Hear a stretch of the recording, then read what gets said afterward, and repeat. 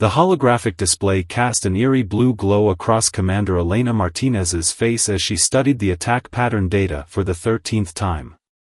37 colonies raided in the past 3 months, each hit with surgical precision by an unknown alien force that seemed to appear and disappear at will. The media had dubbed them the Cracks, after the strange symbol found etched into the hulls of abandoned ships they left in their wake. "Commander, you need to see this," Lieutenant Jackson called from his station, his fingers dancing across the neural interface. "I've isolated a pattern in their quantum signatures." Martinez moved to his station, her cybernetic eye automatically adjusting to the data stream. The Cracks pirates had technology far beyond anything humanity had developed, advanced cloaking systems, weapons that could disable ships without destroying them, and faster-than-light drives that made Earth's best vessels look like ancient sailing ships. But Martinez had spent her entire career studying asymmetric warfare, and something about these raids didn't add up. "Look at the energy dispersal patterns," Jackson continued, highlighting a series of seemingly random fluctuations.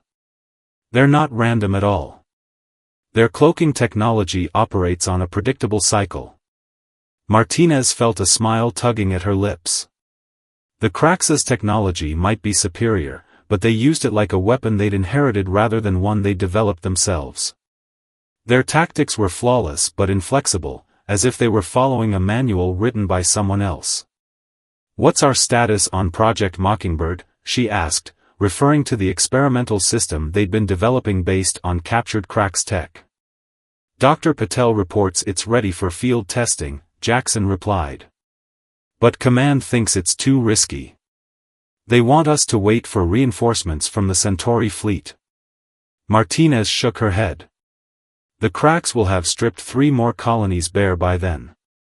No, we're doing this now.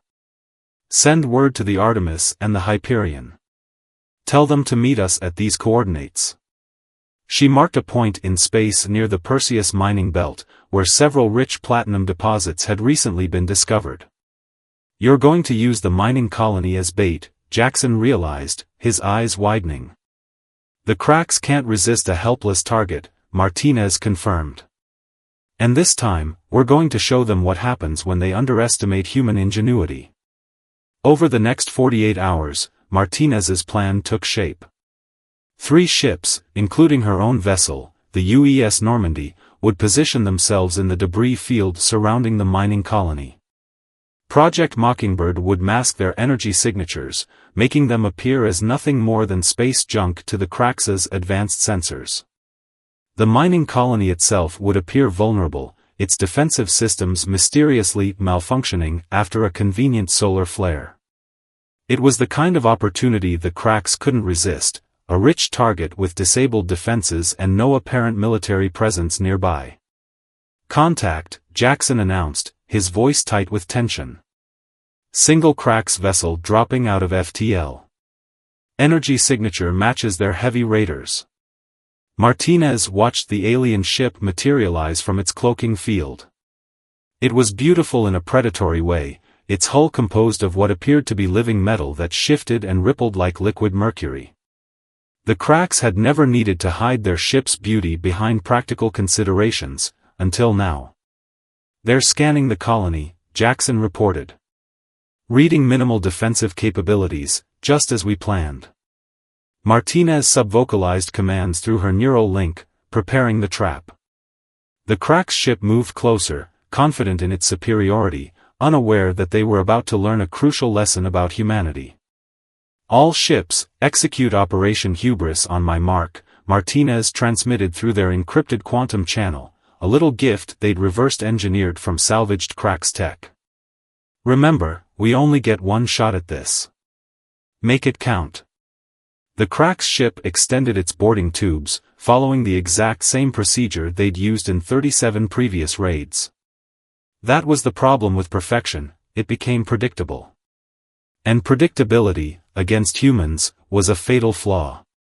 Now, 3 electromagnetic pulse mines, disguised as debris, activated simultaneously. The Cracks' shields, optimized for energy weapons and kinetic impacts, never registered the threat until it was too late. Their complex systems, so advanced compared to human technology, proved vulnerable to the most basic principles of electromagnetic disruption. The Krax vessel's lights flickered and died, its living metal hull freezing into rigid patterns. Before they could recover, the 3 human ships emerged from hiding, their weapons trained on the disabled vessel. UES Normandy to Krax vessel, Martinez broadcast on all frequencies. Your systems will remain disabled for approximately 15 minutes. During that time, you have 2 choices: surrender and be treated according to the galactic conventions, or resist and face the consequences. You have 30 seconds to decide. The response came quickly, perhaps the first time in Krax history that one of their ships had surrendered without a fight. As Martinez watched her boarding teams secure the vessel, she allowed herself a moment of satisfaction. The Krax had made the classic mistake of assuming technological superiority guaranteed victory.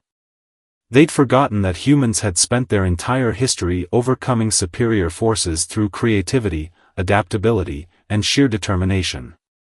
Send word to command, Martinez ordered. The Krax aren't invincible. And we're about to show them exactly what happens when they push humanity too far.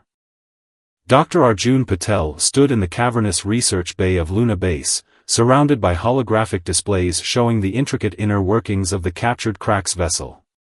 3 weeks had passed since Commander Martinez's successful trap, and humanity's brightest minds had been working around the clock to understand their prize. Look at this, he called to his research partner, Dr. Isabella Romano. Their quantum communication system isn't just advanced, it's completely dependent on itself. He manipulated the hologram, highlighting a complex network of crystalline structures throughout the ship's hull. Isabella moved closer, her augmented eyes scanning the data streams. They've optimized everything to work in perfect harmony. No redundancies, no backup systems.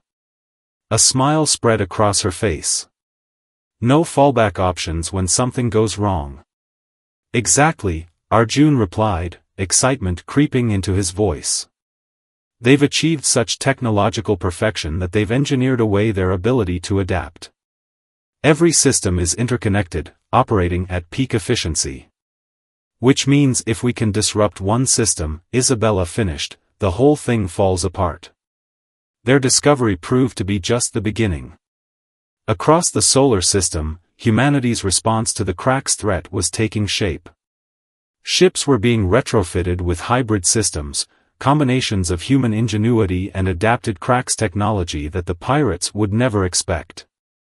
In orbit above Mars, Commander Martinez stood with Admiral Zhang in the war room of the Defense Command, studying a holographic map of known Krax activity. The quantum disruptors are ready, she reported, highlighting several points on the map. Dr. Patel's team has found a way to temporarily blind their communication networks. Good, Zhang nodded, his cybernetic eye whirring as it processed the tactical data. But we need more than just technology. We need to understand their psychology. He turned to the third person in the room, Professor Emily Walsh, the xenopsychologist who had been studying the captured Krax crew. They're not just pirates, Walsh explained, bringing up footage of the interrogations. They're adherents to a philosophy of technological supremacy. Their entire society is built around the belief that their advanced technology makes them inherently superior to other species. Martinez considered this. So they don't just want to raid our colonies, they need to prove their superiority. Exactly, Walsh confirmed. And that's their weakness. They're incapable of conceiving that a lesser species could pose a real threat. Even now, after we captured one of their ships, they believe it was a fluke. Admiral Zhang's expression hardened. Then let's give them something that appeals to both their greed and their pride. He manipulated the hologram, zooming in on a particular sector. The Epsilon Eridani colony. One of our most valuable research facilities, working on next-generation quantum drive technology. Martinez saw where he was going. We make them think we've left it vulnerable. But sir, that's an awful risk. If we're wrong. "We're not wrong," Walsh interjected. "The cracks will follow their standard protocol because they literally cannot conceive of doing things differently. Their technological superiority has become a prison of their own making." The plan took shape quickly. Operation Hubris would become Operation Nemesis, a massive coordinated effort to turn the Cracks' own certainty of victory against them.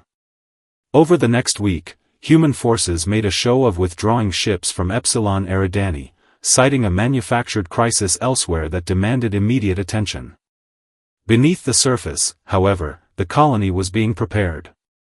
Dr. Patel and Dr. Romano's quantum disruption technology was integrated into the facility's defense systems. Professor Walsh's psychological insights were used to craft a scenario that would be irresistible to the Cracks' worldview. Multiple Crack signatures detected, Lieutenant Jackson announced from his station aboard the hidden UES Normandy. Reading 5 vessels approaching the Epsilon Eridani perimeter. "They're moving exactly as predicted."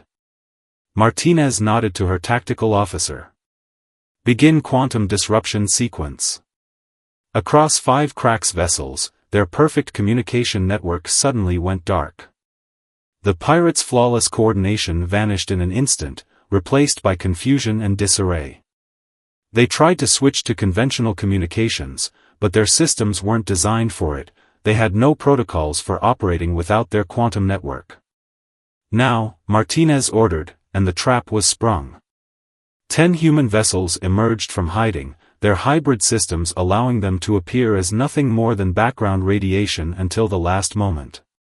The Cracks ships, unable to coordinate their defenses effectively, found themselves facing an enemy that could predict their every move while remaining unpredictable themselves. The battle was brief but decisive. 3 Cracks ships were captured intact, their crews surrendering when they realized their superior technology had been turned against them. 2 managed to escape, but that was part of the plan. They needed survivors to spread the word that humanity wasn't just fighting back, they were winning. In the aftermath, as Martinez watched the boarding operations commence, she received a transmission from Luna Base. Dr. Patel's face appeared, grinning. "Commander, you need to see what we found in their databases. The Cracks aren't just raiders, they're part of something much bigger. And I think we just got their empire's attention." Martinez felt a grim smile spread across her face. The Cracks had thought they were hunting easy prey, but they were about to learn what happened when humanity decided to hunt back. "Good," she replied. "It's time they learned that true superiority isn't about having the best technology, it's about knowing how to use what you have." Admiral Zhang stood motionless before the massive quantum display screen in Luna Base's Central Command, studying the holographic representation of what Dr. Patel's team had discovered in the captured Cracks databases. It wasn't just a pirate network they were dealing with, it was an empire. Their territory extends through at least 3 spiral arms of the galaxy, Dr. Patel explained, manipulating the display with precise hand gestures. "What we thought were independent raiding parties are actually part of a highly organized military operation. They're not just stealing resources, they're testing our defenses." "Testing us for what?" Commander Martinez asked, her cybernetic eye scanning the vast network of Cracks installations and fleet movements. Professor Walsh stepped forward, her expression grave. "Conquest. The Cracks aren't pirates in the traditional sense. They're scouts for a civilization that believes it has a manifest destiny to rule the galaxy through technological superiority. They've done this before, to at least 7 other species we can identify in their database." The room fell silent as the implications sank in. Humanity wasn't facing a mere criminal enterprise, they were facing the advance forces of an interstellar empire that had never known defeat. "Show me their previous conquests," Zhang ordered, his voice steady despite the weight of the revelation. The display shifted, showing a series of alien civilizations that had fallen to the Cracks. Each followed the same pattern: initial raids to test defenses and gather intelligence, followed by systematic dismantling of key infrastructure, and finally, total subjugation. "But there's something different about us," Dr. Isabella Romano interjected, highlighting a section of data. Their standard conquest timeline is already off track. They expected us to be requesting terms of surrender by now, not capturing their ships and reverse engineering their technology. Lieutenant Jackson, who had been quietly analyzing the data, suddenly straightened. "Sir, look at these tactical logs. The cracks have never adapted their strategies in any of their previous conquests. They've never had to, their technological superiority was always enough." Martinez felt a familiar smile tugging at her lips. "Then let's show them why humanity is different. Dr. Patel, what have you learned about their command and control structure?" Arjun brought up a new display, showing a complex network of quantum communication relays. Their entire empire operates on a rigid hierarchy, all connected through quantum entanglement networks. Every ship, every base, every operation has to follow exact protocols established centuries ago. They literally cannot comprehend operating any other way. That's why they keep using the same tactics even after we've proven we can counter them, Walsh added. Their psychological inability to adapt is hardwired into their entire civilization. Admiral Zhang's cybernetic eye whirred as he processed the implications. Then we don't need to match their technology. We need to turn their own rigid perfection against them. He turned to Martinez.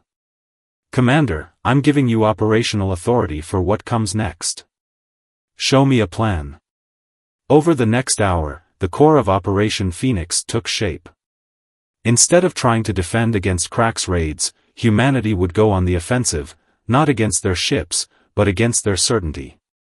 "We'll hit their supply lines first," Martinez explained, marking targets across the holographic display.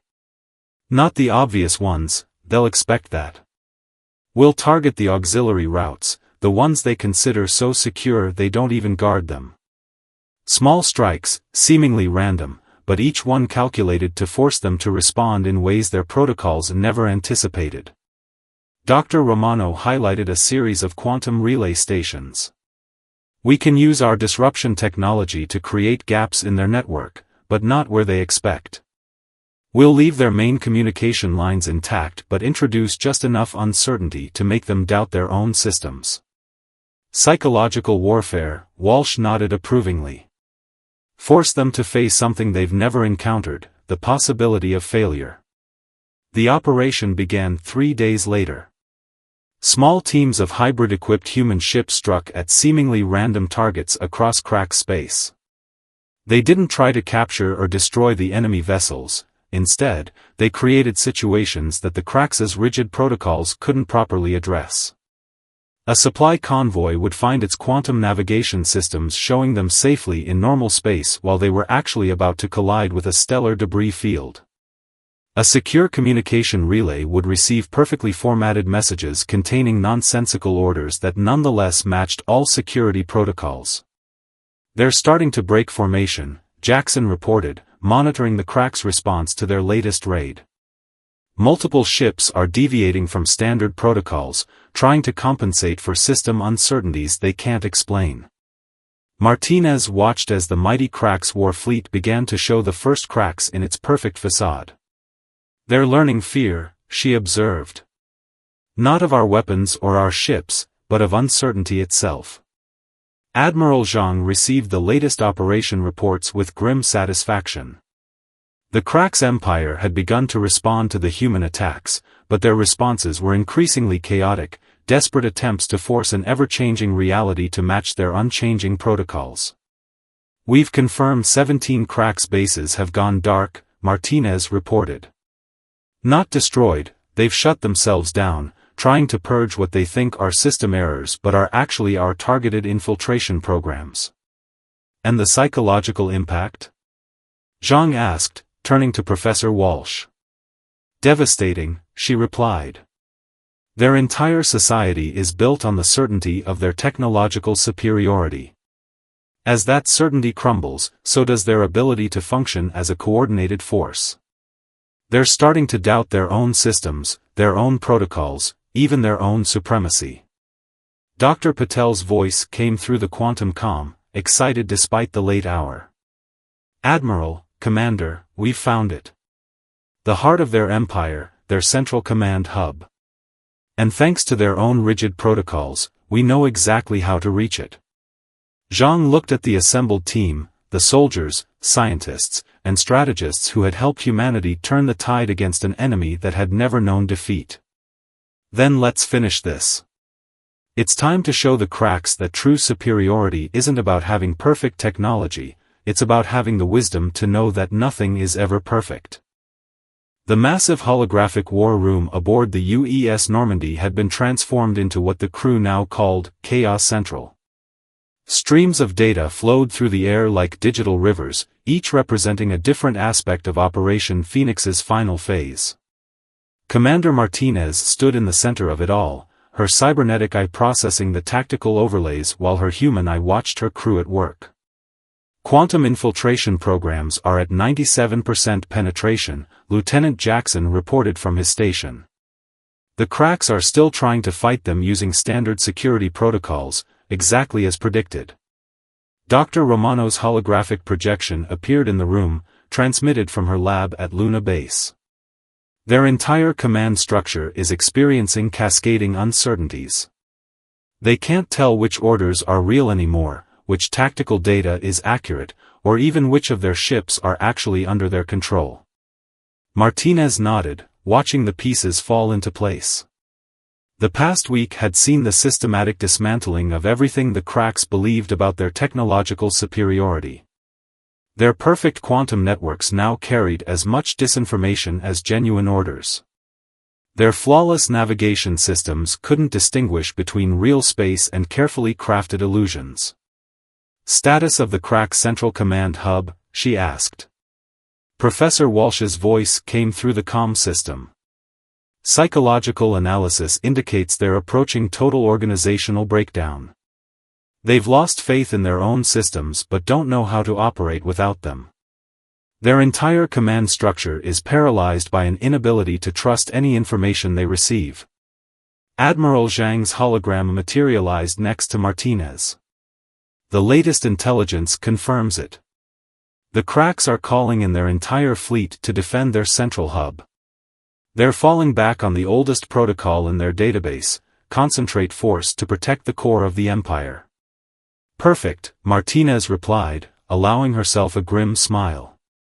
"They're doing exactly what we wanted, gathering all their eggs in one basket. Dr. Patel, are you ready with the final phase?" The scientist's hologram appeared, his expression both excited and nervous. "The quantum cascade virus is ready, Commander. Once we introduce it into their central network, it will create a feedback loop in their quantum communication system. Their own rigid protocols will force them to keep trying to process the corrupted data, creating an ever-expanding wave of system failures. Time to execute Operation Checkmate, Zhang announced. "Commander Martinez, you have tactical control." The plan they had developed was audacious to the point of insanity, exactly the kind of thinking the cracks could never anticipate. While the enemy's fleet gathered to protect their central hub using textbook defensive formations, small teams of human ships would approach from vectors that the cracks' perfect tactical computers insisted were impossible. "All ships, maintain quantum silence," Martinez ordered as the human fleet moved into position. "Let them see exactly what their protocols tell them should be there, nothing." The crack central hub was a massive structure, a technological marvel that served as both the physical and psychological center of their empire. Its defenses were, like everything else the cracks built, perfect, against any threat they could conceive of. "Stealth systems holding," Jackson reported. "Their sensors are still showing clear space in all approach vectors. The quantum spoofing is working perfectly. Launch the infiltration pods," Martinez commanded. Across the human fleet, tiny pods no larger than escape vehicles detached and began moving toward the hub. Each contained a minimal crew and a quantum transmitter loaded with Dr. Patel's virus.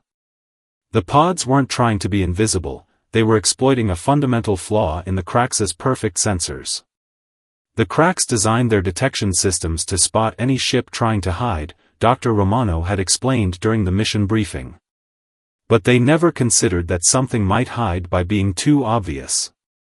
The pods are broadcasting so many different sensor signatures that their systems will automatically filter them out as background noise. Martinez watched as the pods slipped through the cracks as supposedly impenetrable defenses. The enemy fleet maintained their perfect formation, their sensors still showing them exactly what their protocols said they should see. First pod has reached the quantum transmission node, Jackson announced. Beginning viral upload. For a moment, nothing seemed to happen. Then, like a ripple becoming a wave becoming a tsunami, the cascade began. Throughout the Cracks fleet, quantum communication networks began experiencing impossible errors. Navigation systems showed ships simultaneously in multiple locations. Weapon targeting computers reported threats in every direction and no direction simultaneously. Their entire command and control network is collapsing, Dr. Patel reported, his voice filled with a mixture of awe and horror. The virus is forcing their systems to try to resolve quantum uncertainties that can't be resolved. The more their protocols try to fix it, the worse it gets. Martinez watched as the mighty Cracks fleet began to break formation for the first time in their history. Some ships tried to maintain position according to their protocols, while others attempted to adapt and failed because they had no protocols for adaptation. The result was chaos. "We're receiving transmissions from multiple Cracks vessels," Jackson reported. "They're asking for help. They don't know how to operate their ships without their quantum network." Admiral Zhang's hologram nodded grimly. "Offer them assistance, but make our terms clear. The age of Cracks technological supremacy is over. It's time for them to learn what humanity has always known: true strength lies not in perfect systems, but in the ability to adapt when those systems fail." As Martinez watched the Cracks Empire's perfect order dissolve into chaos, she reflected on the irony of their victory. Humanity hadn't won through superior technology or military might. They had won by introducing something the Cracks had engineered out of their society centuries ago, the creative uncertainty that drove innovation and adaptation. "Send word to all human colonies," she ordered. "Operation Phoenix is complete. The Cracks threat is neutralized." She paused, then added, "And send a message to the Cracks Central Command. Tell them we're ready to teach them something their perfect technology never could: how to embrace imperfection." 1 year after Operation Phoenix, the Great Hall of the Galactic Concordat hummed with activity. The massive chamber, constructed within the former Cracks Central Hub, now served as a meeting place for species from across known space. Commander Martinez, recently promoted to Admiral, stood at the observation window, watching representatives from a dozen formerly subjugated species file into the chamber. "Still hard to believe," Lieutenant Jackson, now Captain Jackson, said as he joined her at the window. "A year ago, this place was the heart of an empire that had never known defeat. Now it's becoming the center of the most diverse alliance in galactic history." Martinez's cybernetic eye tracked the various delegates, noting with satisfaction how former Cracks vassal states now moved with confidence, free from the shadow of technological domination. Sometimes the strongest empires fall not because they're weak, but because they're too strong to adapt. Dr. Patel and Dr. Romano approached, their research tablets displaying the latest data from their ongoing study of Cracks technology. "The integration programs are showing remarkable success," Romano reported. "Once we helped the Cracks understand that their technology could be improved through innovation rather than just optimization, many of them became eager students. And teachers," Patel added with a smile. "Some of their quantum engineering principles, when combined with human creativity, are producing developments that neither of our species could have achieved alone." Professor Walsh, who had spent the past year working with both Cracks and human psychological experts, joined the group. "The cultural transformation has been even more remarkable than the technological one. The Cracks are learning to value adaptation and creativity alongside their traditional pursuit of perfection." The chamber's main doors opened, admitting the final delegates to the historic session. Admiral Zhang, now serving as Earth's representative to the Concordat, took his place at the central podium. Beside him stood Sentinel Prime Kextal, the former Crack's military commander who had been among the first to recognize the necessity of change. The galaxy stands at a crossroads, Zhang began, his voice carrying to every corner of the chamber. For centuries, the Crack's empire maintained order through technological supremacy. When that order fell, many feared chaos would follow. Instead, we have found something far more valuable: growth through diversity. Kextal stepped forward, his iridescent scales shifting in patterns that Professor Walsh had taught them to recognize as indicating deep emotional significance. My people believed that perfection was the ultimate goal, that once achieved, it needed only to be maintained. Humanity taught us a profound truth: true perfection lies not in achieving an unchanging state, but in the constant pursuit of improvement. Martinez felt a surge of pride as she watched the proceedings. The defeat of the Crack's empire hadn't led to its destruction, but to its evolution. Across former Crack space, joint human-Cracks research teams were developing new technologies that combined the best aspects of both civilizations. Former slave species were contributing their own unique perspectives and innovations, creating a renaissance of technological and cultural advancement. Admiral, Jackson said quietly, long-range sensors are detecting unusual activity in the Carina sector. Possible signs of another advanced civilization. Hostile? Martinez asked, though she already suspected the answer. Unknown, but they're using technology we've never seen before. Martinez smiled. A year ago, such news would have sent the Cracks into a frenzy of defensive preparations, trying to maintain their perfect protocols against an unknown threat. Now, it represented something else: an opportunity to learn, to grow, to adapt. Inform Admiral Zhang and Sentinel Prime Kextal, she ordered. Let's show the galaxy what humanity and the Cracks can accomplish when we work together. Not as conquerors or defenders, but as explorers. As the Concordat session continued below, Martinez reflected on the true victory they had achieved. They hadn't just defeated an empire, they had helped it transform. The Cracks had learned that true strength lay not in unchanging perfection, but in the ability to evolve.